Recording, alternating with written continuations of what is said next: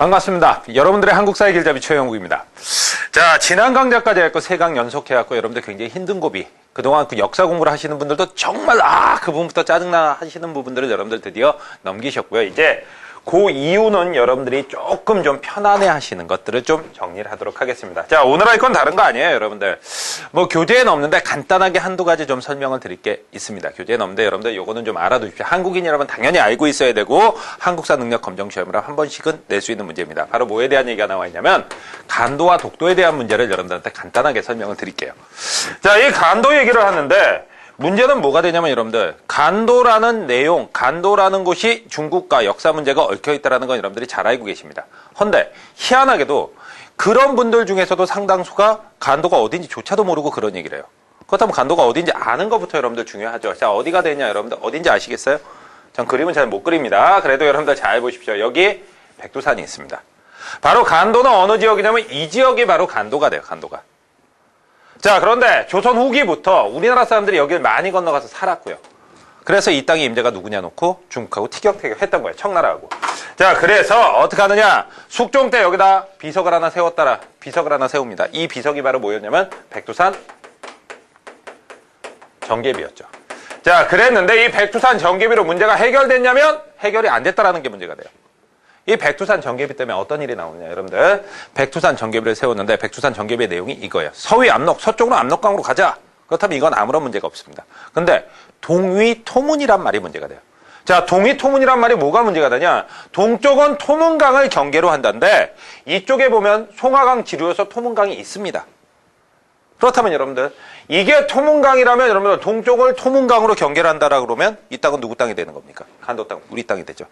그랬는데 이 중국 놈들은 뭐라고 하냐면 이 간도를 지네 땅이라고 하기 위해서 토문강은 무슨 강으로 우기고 있냐면 두만강으로 우기고 있는 거예요. 만약에 토문강이 두만강이라면 여러분들 어떻게 됩니까? 이거는 중국 땅이 되는 거죠. 그래서 티격태격 싸웠어요. 싸웠었는데 어떤 일이 있었냐면 1902년도에 우리나라에서 간도관리사가 파견이 됩니다. 자, 이범윤이 간도관리사로 파견했는데 간도관리사를 고종황제가 보냈다는 얘기는 이제 간도는 누구 땅이라는 얘기가 되는 겁니까? 우리 땅이라는 얘기가 돼요. 우리가 관리하겠다는 얘기가 돼요. 그러니까 이건 우리 땅이라고 분명히 얘기를 했는데 1905년 이후에 일본이 우리 을사조약으로 우리나라 외교권을 가져가면서 일본 놈들이 여기다 간도 파출소도 설치를 했었어요. 그런데 문제가 된 건 언제냐? 1909년도 자, 간도 협약이라는 걸 맺게 됩니다. 간도 협약의 내용은 바로 뭐냐? 이건 누구하고 맺냐면 청과 일본 사이에 맺어진 조약이에요. 푸순탄강 개발권, 남봉선철도 부설권 같은 만주하고 관련된 4대 이권을 일본이 받고 그 대가로 간도에 대한 영유권을 누구한테 인정을 했다? 청한테 인정을 해주는 겁니다. 그래갖고 토문강을 무엇으로 경계를 삼는다면 서굴수란 그 물길로 경계를, 토문강을 서굴수란 쪽으로 결정을 했는데 서굴수는 두만강 상류입니다. 이렇게 되면 토문강은 무엇이라고? 중국 뜻대로 두만강이라고 인정을 해준 게 되는 거예요. 자, 이러다 보니까 이때 이후로 간도에 대한 영유권을 청나라가 가져가게 되고 청을 이은 중국이 지금 간도를 갖고 있는 겁니다. 자, 헌데 우리 입장에서는 분명히 이건 무효다라고 얘기를 하는 거죠. 왜 무효냐? 이 간도에 관한 문제는요, 누구하고 누구의 문제입니까? 우리와 청과의 문제였어요. 우리와 중국 간의 문제입니다. 그렇다면 당연히 우리랑 조약을 맺었어야 되는데 일본이랑 조약을 맺었다. 도둑놈이 들어와서 지가 물건 훔쳐간 다음에 그거 갖고 계약 맺었다. 말이 됩니까? 안 됩니까? 말이 안 되는 거죠. 그러니까 이건 무효다라고 얘기하니까 또 다른 얘기는 무슨 얘기를 하냐면 당시 외교권을 누가 갖고 있었다? 일본이 갖고 있었다. 을사조약으로.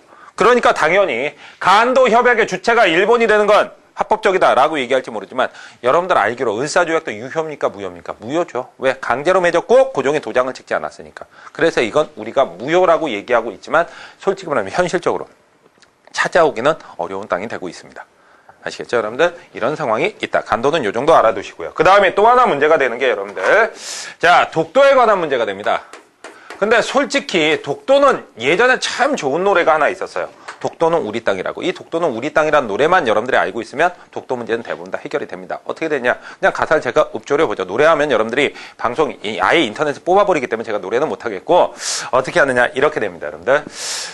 울릉도 동남쪽 백길 따라 이백리 외로운 섬 하나 새들의 고향 그 누가 아무리 자기네 땅이라고 해도 독도는 우리 땅. 이거는 뭐 별 상관은 없는 얘기고요. 그 다음에 또 나옵니다, 여러분들.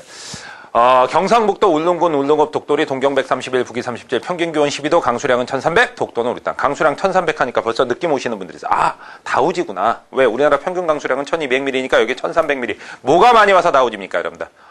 눈이 많이 와서 다우지죠? 눈이 많이 와서 다우지. 그래서 이 독도에 있는 독특한 가옥 구조가 하나 있는데 혹시 상식 삼아서 아시는 분 대답 한번 해줘.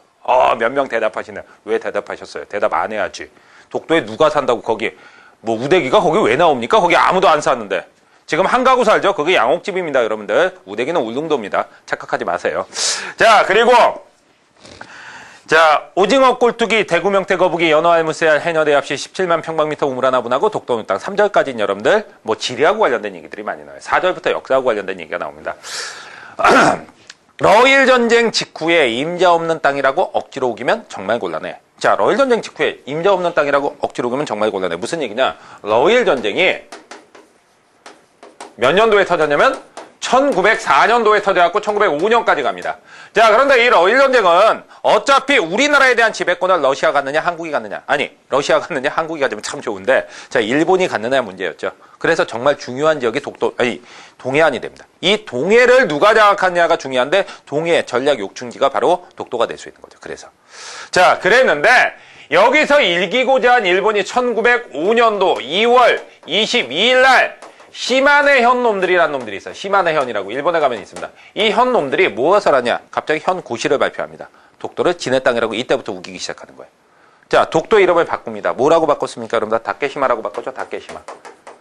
자, 다케시마라고 바꿨는데 이 다케시마라는 이름에 이미 일본 놈들의 의도가 딱 보여요. 무슨 의도가 보이냐? 여러분들 거꾸로 읽어보십시오. 맛있겠다. 벌써 딱 보이죠? 이 새끼들. 얼마나 우리나라 독도를 탐을 냈는지. 이미 이전에 원래 우리 섬이어야 하는데 일본 놈들이 훔쳐간 섬이 하나 있어요. 대마도라고 여러분들 들어보시죠. 대마도 이름을 무엇이라고 정했습니까? 스시마. 한번 훔쳐 먹어봤거든요. 거꾸로 읽어보세요. 한번 훔쳐 먹으면 맛있어. 그러면서 독도를 보면서 군침 뚝뚝 흘리면서 맛있겠다. 무슨 말인지 알겠습니까? 이렇게 해석하는 사람 아마 처음 보셨을 거예요. 저처럼 해석하는 사람. 자, 그런데 이 땅은 도대체 언제부터 우리 땅이냐? 일본 놈들이 아무리 자기네 땅이라고 우겨도 우리 땅입니다. 왜? 그 다음 가사에 나와요.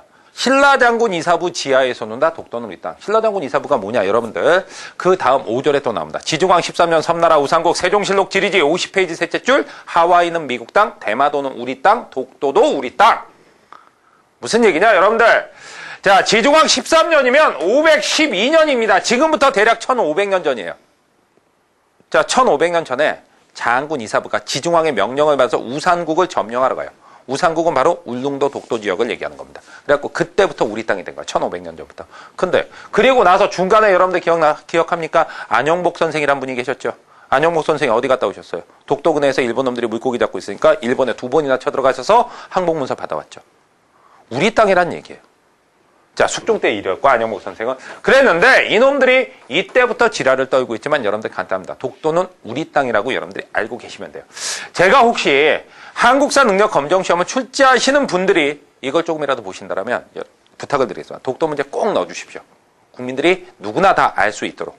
자, 꼭 넣어주시고요. 그리고 독도 문제에 대해서는 절대 어렵게 시험 문제를 내시면 안 됩니다. 전 국민이 모두 다 맞출 수 있도록 정답 하나로 딱 정해주시면 돼요. 독도는 우리 땅이라고.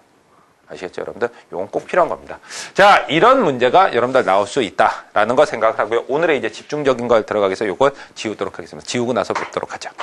자, 지금부터 할 주제가 오늘 이번 강좌에서 여러분들 핵심입니다. 바로 일본에 대한 저항 방식인데 크게 두 가지 방식이 나오게 돼요. 하나는 무엇이 되냐면 여러분들 의병항쟁입니다. 의병이라면 여러분들 바로 뭐가 되겠어요? 총칼 들고 싸우는 거죠.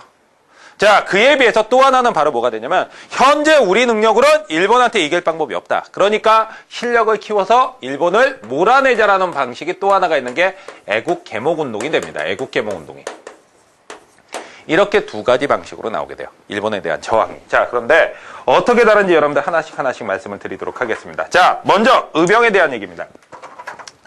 자, 의병은 어떤 사상의 영향을 받았냐면 여러분들 다들 기억하실지 모르겠습니다. 바로 위정척사의 영향을 받았어요.